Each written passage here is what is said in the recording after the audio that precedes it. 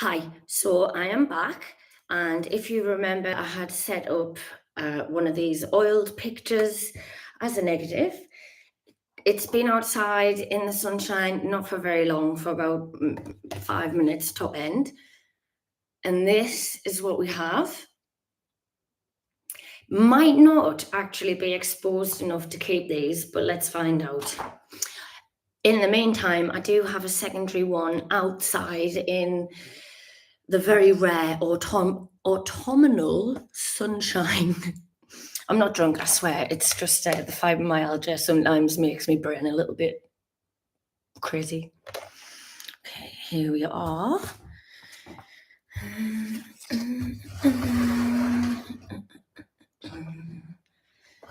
Music is free.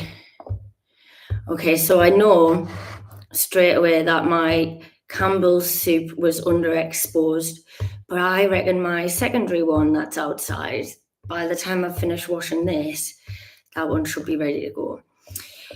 So if you do test prints, which I always suggest you do, this tells me that in order to get a good exposure on the Campbell's soup tin, I probably need at least double the time in the sun.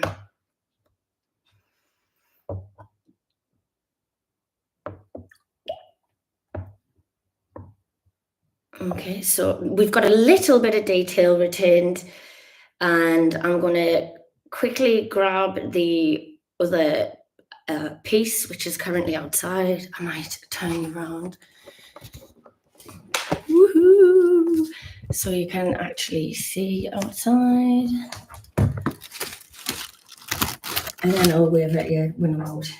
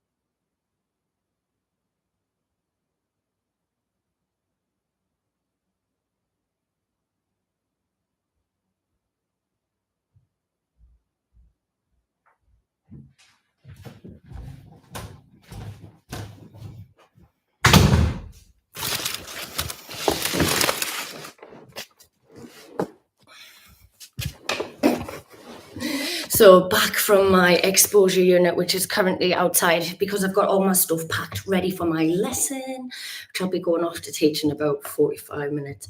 Right. Not good, but all right for telling us that I need to do a longer exposure.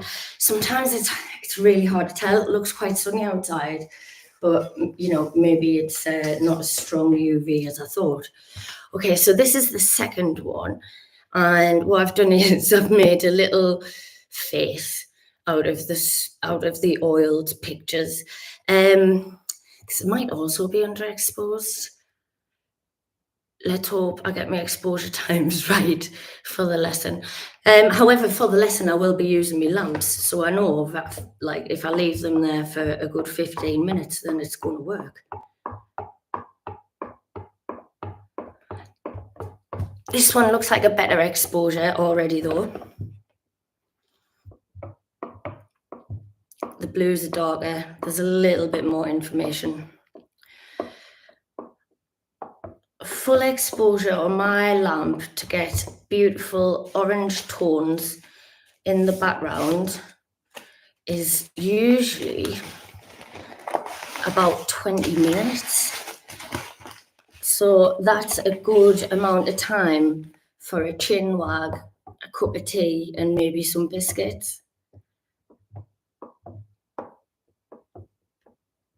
And if we want to bring the exposure times down, then the tracing option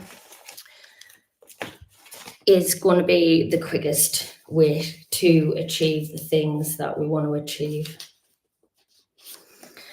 So, lessons learned. Longer exposure time for my beautiful oiled nags, but they should work fantastically once I get my exposure times nailed. I might use the remainder of the cyanotype that I actually just prepared so that I've got some sheets of paper just ready to print as soon as I walk in. And I guess that's it. So, 15 minutes worth of teaching, but then you're going to have fair exposure. So in between teaching people, you're going to have to leave an extra probably 15 to 20 minutes for the exposure. Washing time and drying time, well, they can come and collect stuff later on. So I think all in, you're probably able to do this as a drop-in workshop across 30 to 45 minutes. All right, thanks. Do remember that you can support me on Patreon. There are extra lessons on there, much more in depth than what I'm able to do in terms of a demonstration like this. So if you can support us and you want to know more about cyanotype and photography and how to use it as a career / a lifestyle choice, then yeah, support me. There's a free option. There's a £3 option, a £9 option, a £25 option, and a £40 option.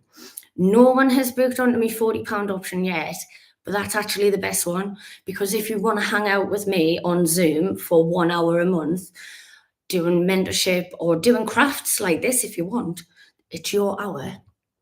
Then yeah, sign up. That's limited to 20 places, but if I can get everybody all sorted out so they get their lovely one-to-one, then it should be really, really good for both me and for you. All right, I better go because I'm just waffling. All right, ta-ra.